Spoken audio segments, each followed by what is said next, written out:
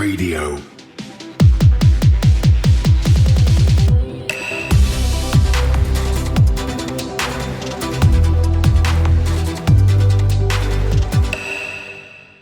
Hello, everyone. Welcome to another episode of Cryptocurrent. Your host here, Richard Carthon. And today I have a very special guest who's joining us actually at the AGME conference that we have coming on later on in October of 2022. We have Greg, one of the co-founders at Curios. How are you doing today? I'm doing wonderful. It's great to be here. And I can say confidently that Austin is going to make it. We're an Austin-based company, so we're happy to be part of this organization too. Absolutely. Well, excited to learn more about everything that's going on over at Curios. But first, let's learn a little bit more about you. Can you give us a little bit of background on yourself? Absolutely. Yep. So I've been an engineer for about the last 10 years. And I started out focusing mainly in robotics for large machinery and oil field, quickly transitioned that into the more and more of a digital space.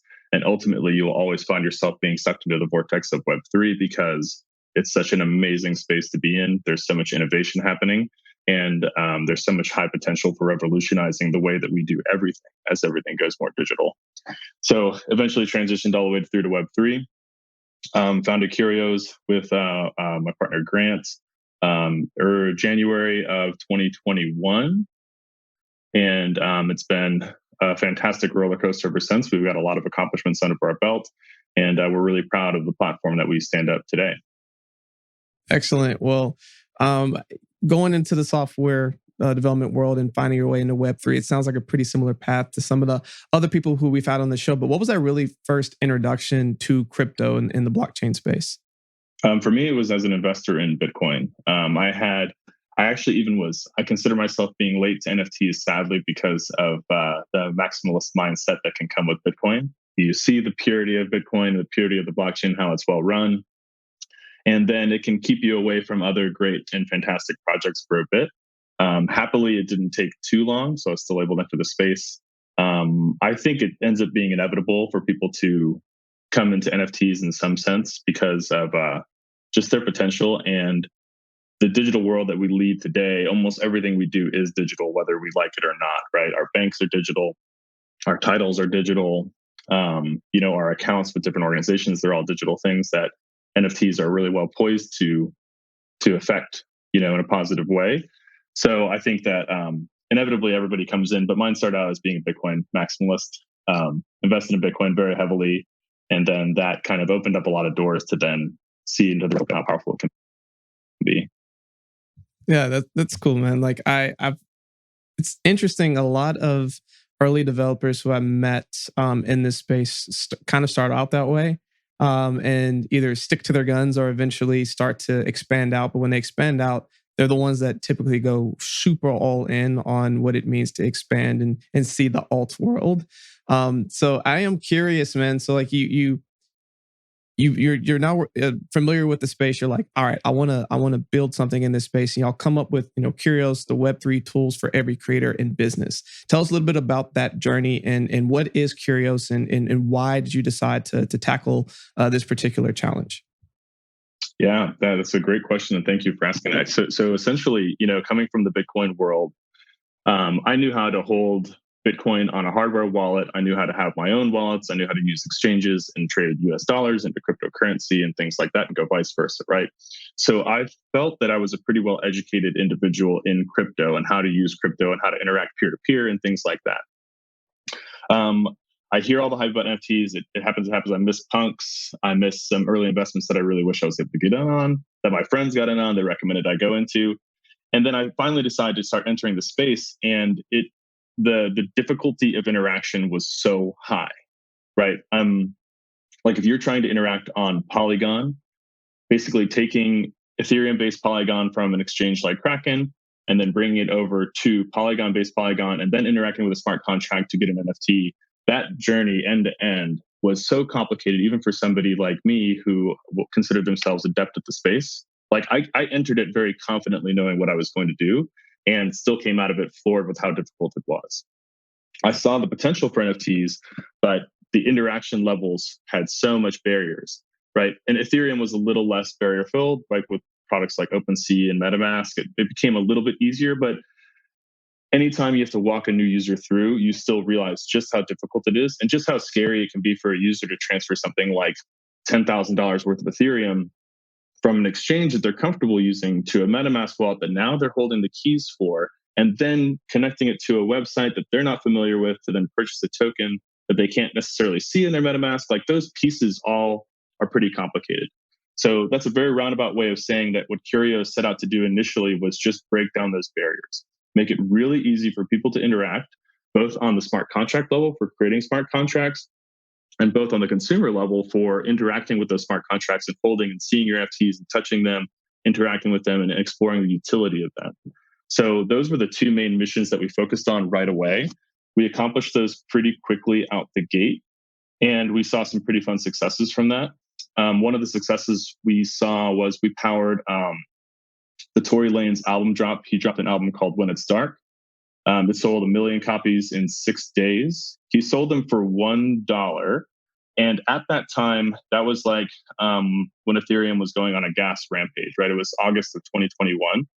So if he was to sell it for $1 on Ethereum and a user had to pay $30 in gas to buy that album, it'd be a bit of a non-starter. And the reality was at that time, the gas was about $100, $200 plus, right? So just because it's $1 doesn't mean your total transaction's $1. And for an album, paying $200 would be crazy. Paying $40 for an album would be crazy. Or, so anything like that. So basically we were like, okay, it's got to be run on Polygon or a layer 2 like that. We ended up choosing Polygon. And then we had to break down those barriers I was discussing. So essentially what we did is we partnered up with Circle so we could take credit card payments. So the users were able to connect their credit card, purchase the NFT with their credit card. If they weren't NFT savvy and had a MetaMask, they were able to, we spun up a wallet per email address registered on the site.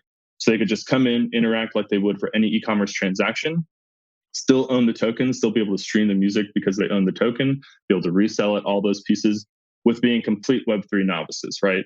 So his fan base was not a fan base that necessarily was Web3 savvy, especially at that time. So we were able to onboard all of his fan base, and he sold out like incredibly fast. I mean, I think he sold like, in the first day, he probably sold 500,000 copies of his album. And then by the end of the 6th day, he hit the 1 million mark, technically went platinum, right? And he is one of, since 2014, he is the only platinum artist to go platinum via sale. So in 2015, the RIAA had to change their rules to incorporate streams because nobody was buying albums anymore. So out of nowhere, Tory Lanez was able to bring back the actual sale of music, which we haven't seen since 2014, which is kind of crazy. Yeah, so it's really exciting time. It's extremely exciting. And what's really more exciting is that I covered news around that and had no idea they were the underlying company that helped put that together. So that's really amazing. And it comes back full circle. And all the points that you just brought up, how you were able to take something that essentially almost was killed back to the forefront, like album sales, and be able to make something platinum, be able to do that in 6 days and literally be able to show where all the sales came from. Because even back when people were trying to prove things went platinum or double platinum or whatever, they could do it to a certain point, but they couldn't really show each of those transactions. Yes, exactly. Like we knew where exactly every dollar came from which user and things like that, which is pretty crazy to do too. And it's also nice for the consumers to know where the money went. Like the money went to the creator, so, this day and age, if I buy an album somewhere else, I can pretty much assume that the creator gets zero of those dollars. If I buy it on Apple Music or wherever people purchase albums, we all know that they don't get any money. So it's kind of nice to know that the artists are getting paid again.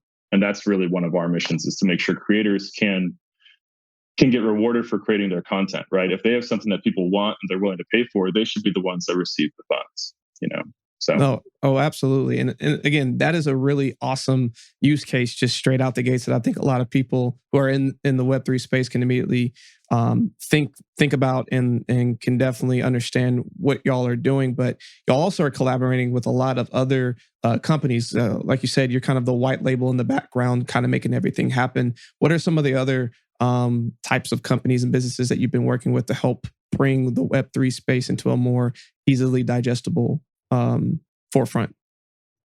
Yeah, that's thanks for asking that too. I mean, because like we do like to be the background company, so we want to power, all of the interactions. We make deploying smart contracts easy. We make tracking sales easy, so that you don't have to be a developer or somebody deeply ingrained in Web3 and know how to use these blockchain explorers to like a high level. Um, to that point, though, by being the background person, oftentimes a lot of companies don't necessarily want us to disclose that we have a relationship with them. We have some companies that we can. So CoinZoom, they're a decentralized exchange that we run a lot of their Web3 solutions through. Triller, which is one of the social media kind of TikTok competitors, they do a lot of amazing stuff. We've powered all of their NFT transactions. Trying to think of other ones that want us to, that are comfortable with us broadcasting that we have a relationship. We have a cool opportunity in real estate that's coming up out of Houston, where it's going to be a bar that they're going to sell membership tokens, where a membership token gets you annual profit distributions from the bar, which is going to be really exciting. So if the bar is profitable, they split that money out through a DAO that then goes to individual users. And essentially, the DAO is just a decentralized LLC. So by owning an NFT, which you can purchase with a credit card via your email address, you don't have to be like Web3 savvy. You basically can get a percentage ownership of a bar and get the distributions that follow, which we think is pretty fun. And we want that to open the doors for like real life community engagement, where you can like take part in the businesses that you spend money at, right? So that's a great organization. That one's called the Powder Keg. That's one that we can discuss. And there are several others, but again, not sure if they really want to know that their Web3 solution is backed by us or not. So. Yeah, no worries. And shout out to the Powder Keg. George is actually going to be at AGME. He's going to be speaking on one of the panels as well. So whoever's joining us over there, get ready for a really cool conversation there. But what's really interesting, and I keep pulling back the more I look in the Curios, it's just how easy y'all are making a lot of these different types of transactions just usable. So on there, you talk about being able to mint, doing fiats, custodial wallets, being able to do ticketing.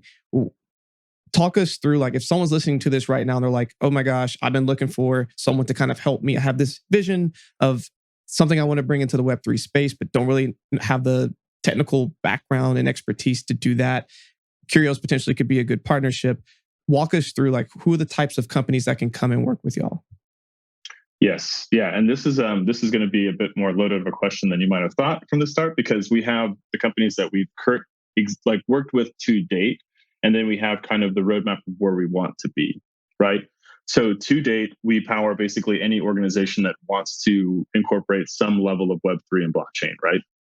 So say that you represent creators, or you're a creator yourself, and you want to bring your collection to Web3 and have people be able to own it as an NFT or something like that. Or a gaming company, if you want seamless transactions within game, right? If I trade with you in game, to have that actually be happening on chain in the background as well, right? So those are great organizations where anybody looking into the space that doesn't want to have to take on the technical burden, we take that technical burden on.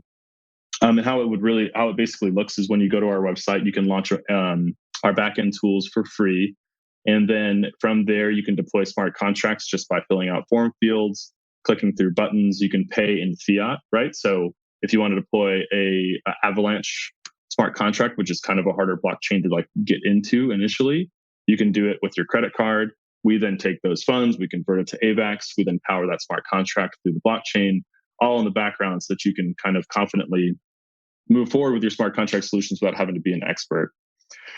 That's largely the kind of companies, the kind of portfolios that we've brought on in the past, and the kind of things we've been looking to empower.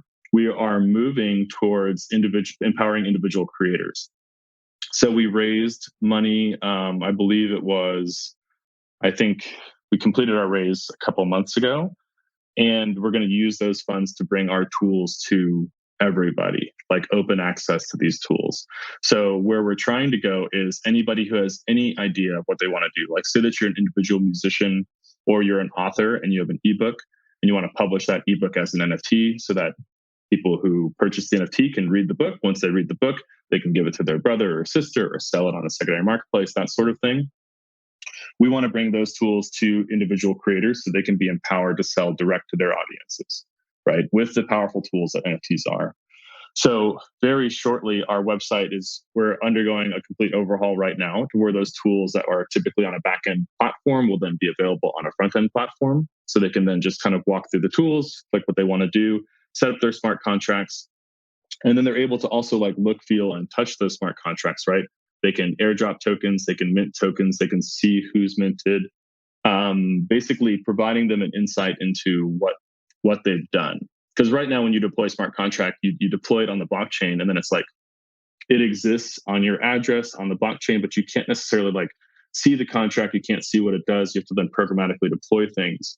This opens those gates to where non-technical users, especially creators, can focus on doing what they do best, right? Whether you're an author, musician, artist, you can focus on your art, knowing the technical components are able to be handled by you using Curios platform.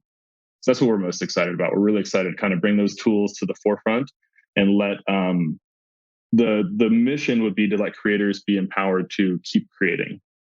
We think it'll be a better world where artists are able to produce the art that they want to make. They don't have to necessarily produce the art that like these giant studios want them to. I mean, we see it with movies where movies are all the same. They're remakes or they're sequels, and it's just like kind of the same rubric because they don't want to take risk. This would allow people to be, either pre-funded or be able to sell direct and pay for future projects and things. We think it'll be a more creative world, a more fun world to be a consumer in if creators start getting paid again. So that's one of our main missions. Yeah. I mean, that's awesome. I think that's a really cool direction to be going. And I know that I'm curious to be able to go on and check out how to be able to set up some of those things, because I could see a ton of use cases just with some of the different areas that I would want to, or ideas that I've had around, NFT creation and being able to potentially go in a place where I can drag and drop and have everything there. Because one of the biggest hindrances in getting into the NFT space is the amount of technical debt that kind of goes around it, or you need someone who has that kind of expertise. And usually when you go to a third party and hire out their team, it can be pretty costly. But then after the initial launch of it, you then need to keep them around so that they can continue to work and do all the things you want. Whereas if you just had the tools in place that you could go and do, the kind of the way I look at it is for some people who build websites that you can like go and hard code it, or you have things like WordPress and Wix and whatever, where you can go in and do certain actions. And now you can manipulate and go update and do whatever you need to by just having a little bit of technical experience and knowing how to use those tools. That's exactly it. And it's exactly that. Because also like if your first project isn't a smashing success, you won't be able to afford to continue to employ those smart contract developers or the team or the organization you ended up working with. So you become stuck where you have to keep servicing your initial community, but you kind of can't. It becomes kind of a dilemma and it becomes a difficult thing.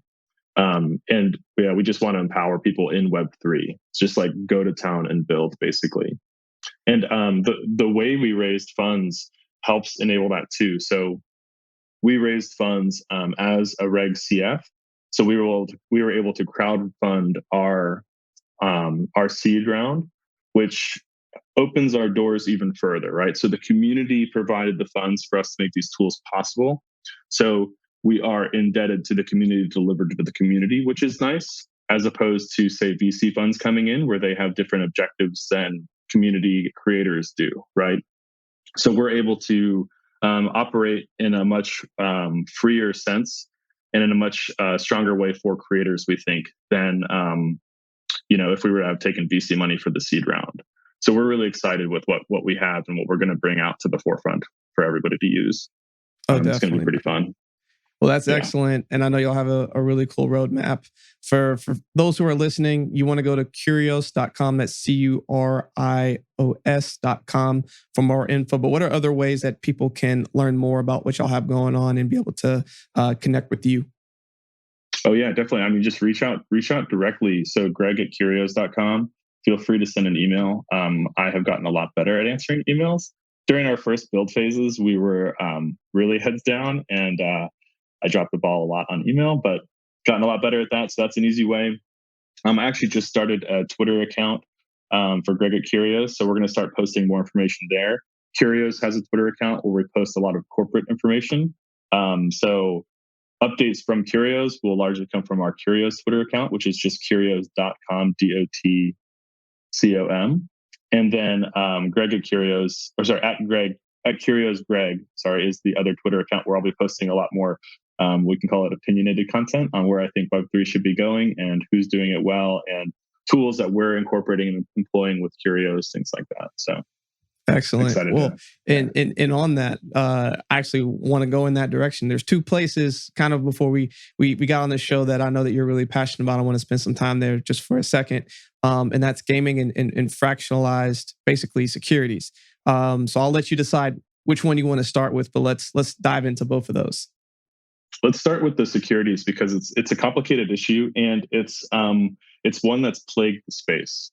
So currently there's been all kinds of Web3 projects that have launched, and we can kind of call them, like I call them roadmap NFTs, where you buy into a community, you'll buy into a Discord, and there'll be a lot of promises. It'll be like big things are coming, you're part of the team, you're part of the organization, things like that, like you're a member. But then when push comes to shove, those community members don't actually own the company, the underlying holding company that the funds went to that's responsible for executing a roadmap, right? So then it becomes very similar to a Web2 sort of structure where you have an overarching company. They're trying to deliver value to their users, but their users might not think that what they're delivering is valuable or whatever else. There's a little bit of a disconnect. And one of the main reasons that there is that disconnect is you can't actually offer equity as an NFT to date unless you have certain vehicles that are SEC approved to do so.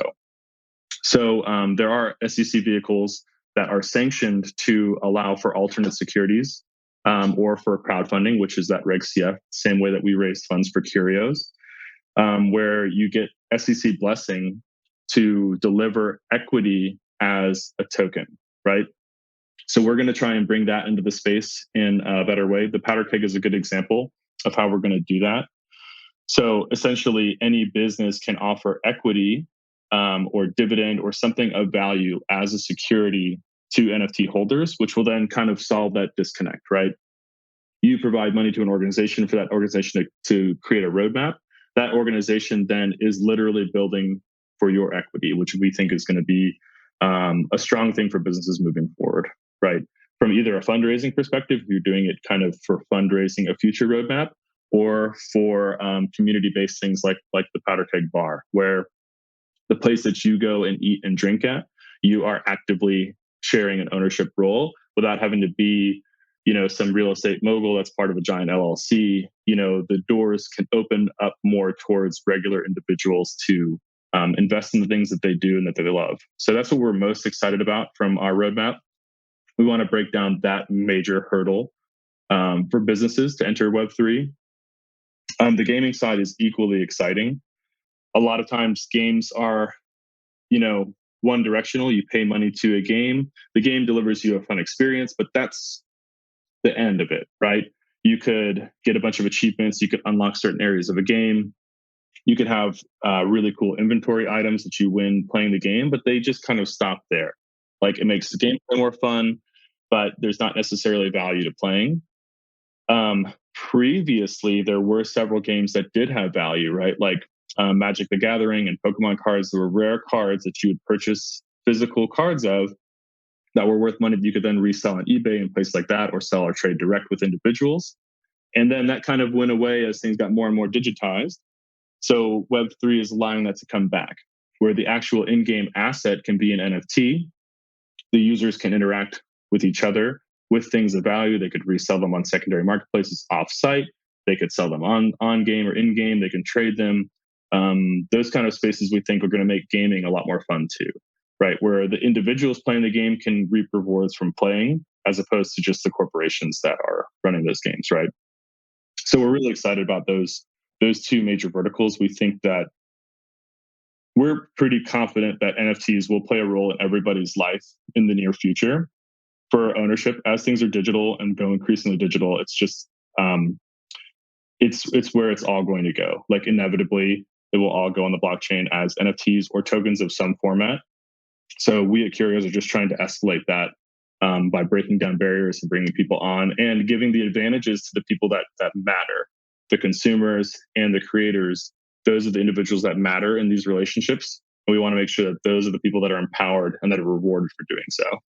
Right. So, I mean, I think those are two really cool areas. Just to kind of recap on those, first on the real estate piece, something that you brought up that I thought was really interesting, and I think still a big role of this is, the SEC and like regulation doesn't mean that it's inherently bad.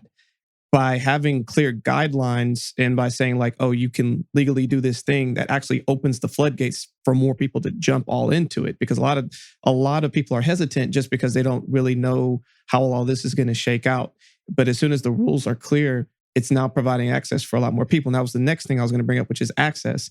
Your everyday person can't necessarily go and invest in some of these big real estate projects. But now if you have a friend or whomever and they're like, hey, you can get into this project through an NFT or through a DAO, it's going to be X amount. And they're like, wow, how much would this cost if I tried to do this? Otherwise, you'd be like, oh, it'd be like add 2 zeros behind it.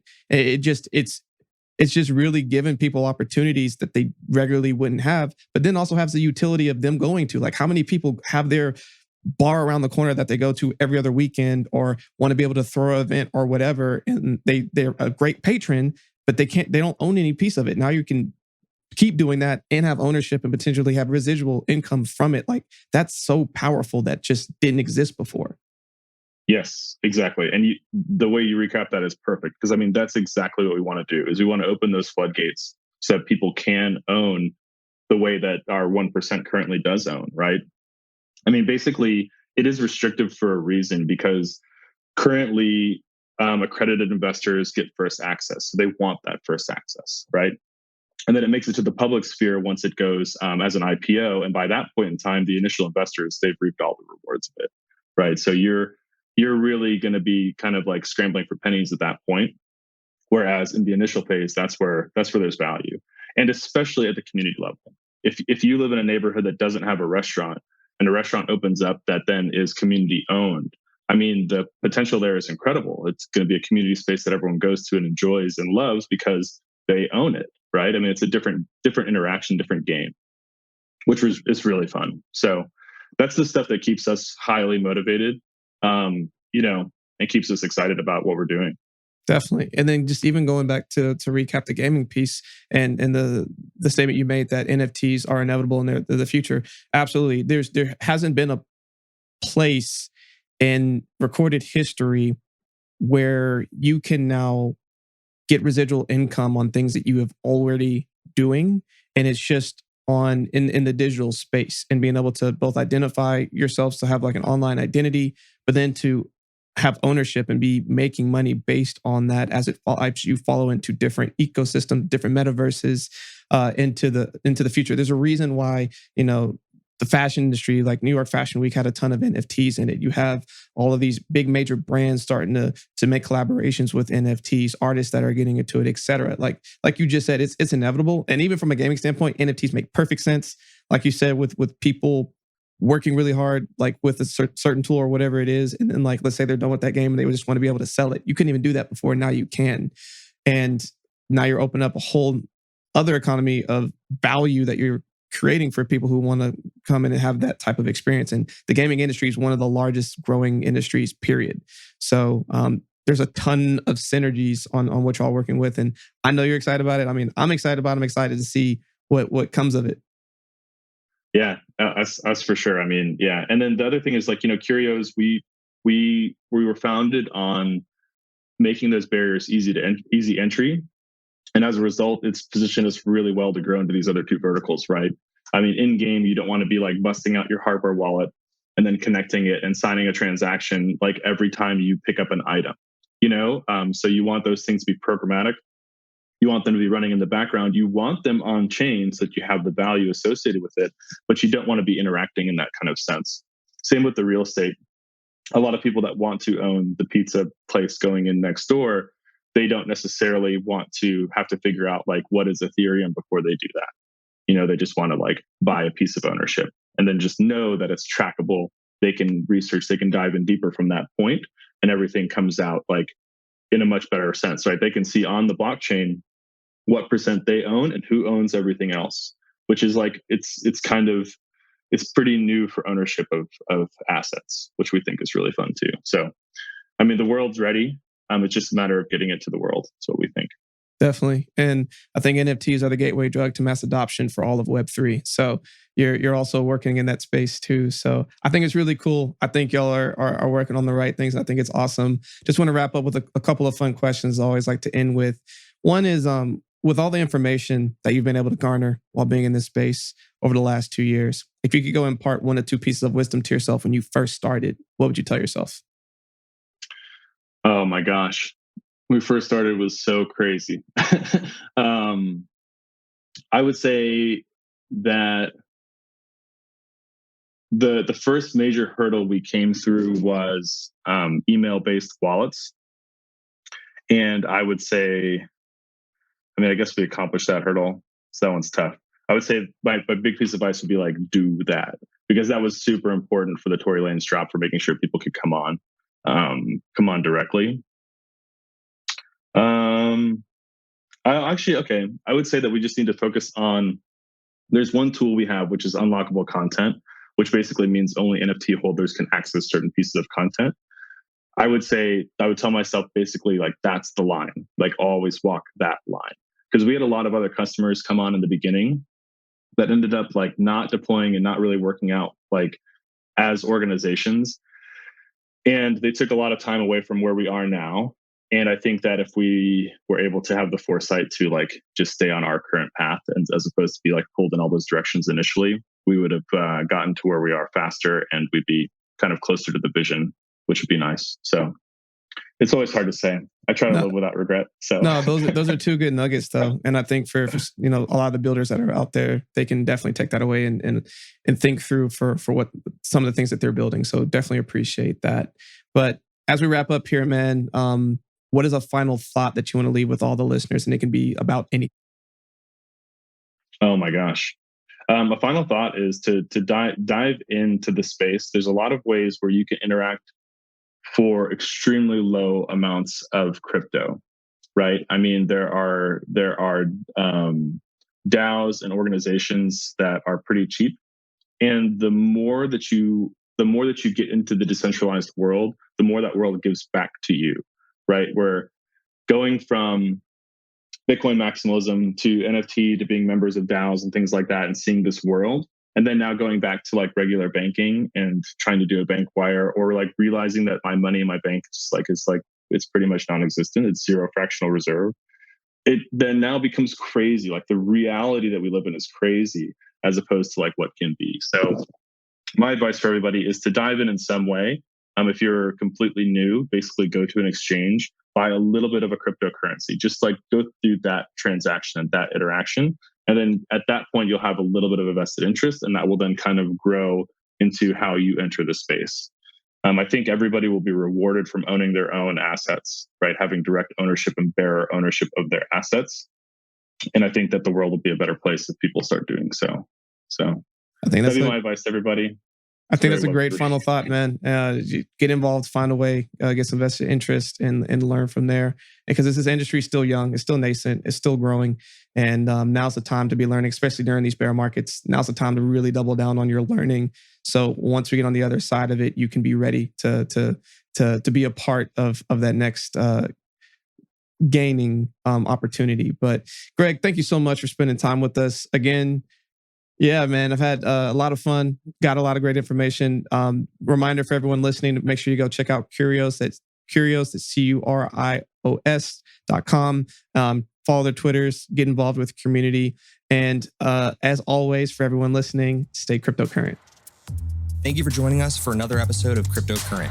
Cryptocurrent is a cryptocurrency and blockchain education platform that's bridging the gap between the curious newcomers who are just discovering the space and the thought leaders who are shaping its future. All opinions expressed by Richard Carthon, the Cryptocurrent team, and their guests on this show are exclusively their own opinions.